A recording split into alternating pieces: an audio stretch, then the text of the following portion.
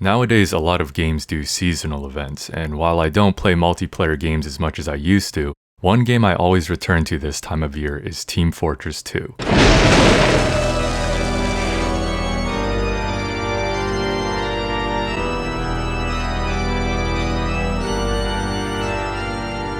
In my opinion, nobody does Halloween as good, which is ironic considering how little Valve is actually contributing to the game at this point.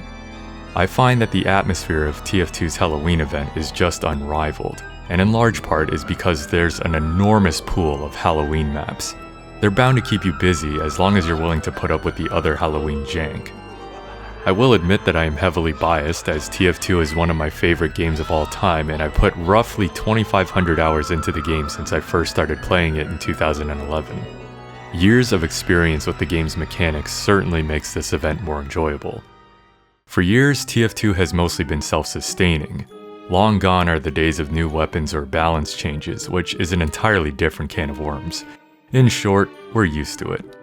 New content consists of cosmetics and maps, which are created by community members and submitted to the Steam Workshop for approval. This has been the case for the game's annual Halloween event too.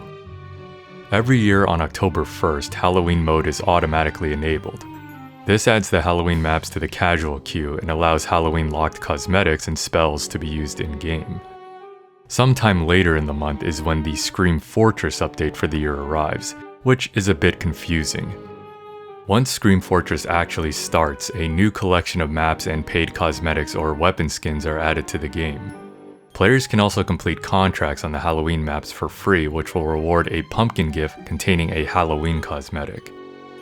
Since new maps are added yearly without any old ones leaving the rotation, the Halloween map pool has grown to a disgustingly huge size.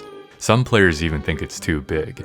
The only problem I see is the queue times could become an issue if you're looking for a particular map. If it's a matter of taste, you can just unqueue maps you don't like, but I do wish they would put the game mode in the map name. There needs to be some sort of organization if they're going to keep adding. I often find myself pulling up the TF2 wiki just to see what map I'm playing, which seems unnecessary. At least with the map pool being so huge, you'll likely never get sick of a map since there's so many. Halloween maps also contain some things you won't find in normal maps. Bosses are a big one. They're neutral, hostile NPCs that will randomly spawn throughout a match. Most of these came from the official Valve-produced map reskins. Some of these bosses will introduce a truce condition that prevents teams from damaging each other.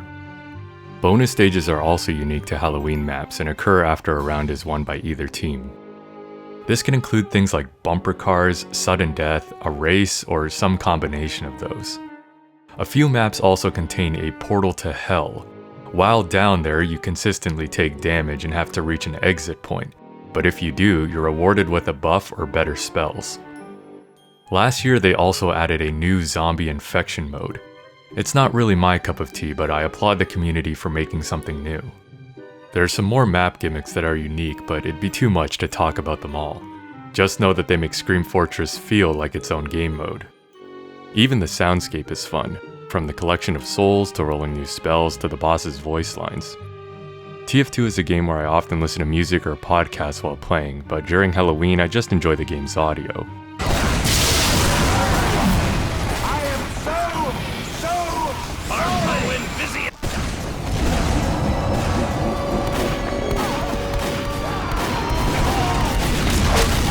Welcome to a game I call Falling Platforms!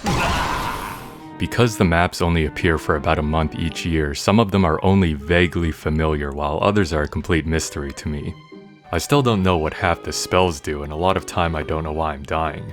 But that's the beauty of it. There's so much jank that a lot of the time you're not losing because you were outplayed or made a mistake, but because you just got out-bullshitted. It's a rare time where the playing field evens out, and even the most experienced players are susceptible to getting shit on. When you combine it all together, the maps, a flock of players returning, the cosmetics, and the spells and crit pumpkins, Scream Fortress is simply a magical time. It's different enough from normal TF2 to be a refreshing experience, at least for a little while. It's something I look forward to purely out of love for the gameplay. No matter how much I've played the game throughout the year, I know when October rolls around, it's time to get stuck on Ghost Fort for an hour while Marasmus spawns over and over. That does it for this video. Thanks for watching.